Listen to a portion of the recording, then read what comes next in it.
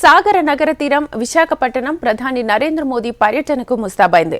ప్రధాని మోదీ చేతుల మీదుగా ఈ రోజు ప్రతిష్టాత్మక ప్రాజెక్టులు ప్రారంభం కానున్నాయి. మరికొన్ని పనులకు శంకుస్థాపనలు జరగనున్నాయి.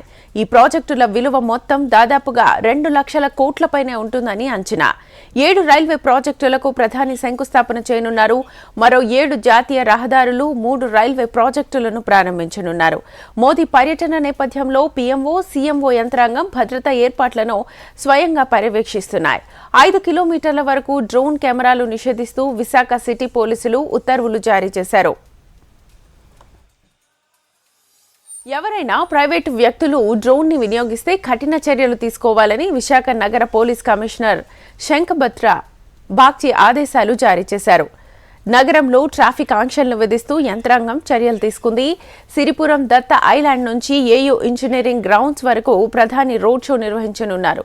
ఈ రోడ్ షోలో మోదీతో పాటు ఇటు CM Chandrababu, deputy CM Pawan Kalyan హాజరు కానున్నారు. అయితే రోడ్ షోలో ప్రత్యేక కాల్ వెహికల్ తప్ప సాధారణ వాహనాలకే అనుమతి లేదని ఉన్నతాధికారులు తెలిపారు. ఆంధ్ర యూనివర్సిటీ ఇంజనీరింగ్ కళాశాల గ్రౌండ్, సిరిపురం రోడ్ మొత్తం భద్రతా వలయంలోకి తీసుకుంది సెంట్రల్ ఫోర్స్. 3 లక్షల మంది ప్రజలు సభకి హాజరయ్యే అవకాశం ఉండడంతో సెంట్రల్ బలగాలు భారీ ఎత్తున భద్రతా ఏర్పాట్లని చేశాయి.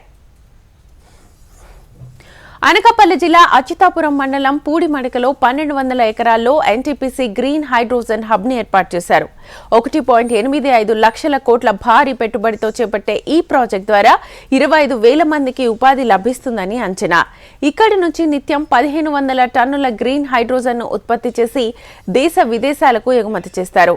తదనుగుణంగా మౌలిక సదుపాయాల్ని కల్పించనున్నారు. ఉమ్మడి విశాఖ జిల్లాలోనే 2000 ఎకరాల్లో నిర్మించే బల్క్ డ్రగ్ పార్కు ప్రధాని శంకుస్థాపన చేయనున్నారు.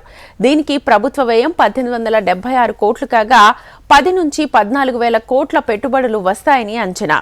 ప్రభుత్వం ఇప్పటికే 900 కోట్ల పనులను కాంట్రాక్టర్స్ కి అప్పగించింది. ఇక్కడ 28,000 మందికి ఉపాధి లభిస్తుందని అంచనా.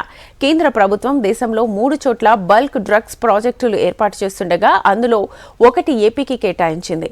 దీన్ని అనకాపల్లిలో ఏర్పాటు చేయబోతున్నారు. ఈ ప్రతిష్టాత్మక ప్రాజెక్టుకు ప్రధాని నరేంద్ర మోదీ చేతుల మీదుగా శంకుస్థాపన చేస్తారు.